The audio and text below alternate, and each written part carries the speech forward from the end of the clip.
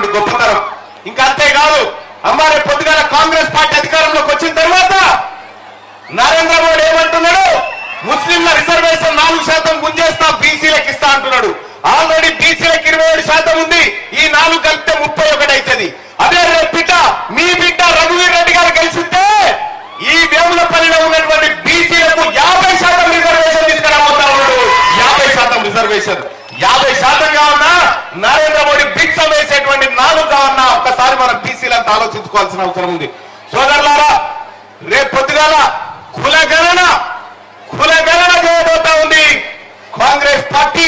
India కూటమి అధికారంలోకి వచ్చిన తర్వాత ఇక్కడ ఉన్నటువంటి సిపిఎం సిపిఐ పార్టీలకు కూడా నేను శిరస్సు వంచి నమస్కరిస్తా ఉన్నా. ఇలా కాంగ్రెస్ పార్టీ నాయకత్వంలోనే దేశం బాగుపడుతుందని నమ్మి ముందుకు వచ్చినటువంటి ఆ పార్టీకి ధన్యవాదాలు తెలియజేస్తూ, ఇక నిన్న ఇవాళ నరేంద్ర మోడీ గారు మళ్ళా షేర్వాన్ వేసుకొని దిగిండు.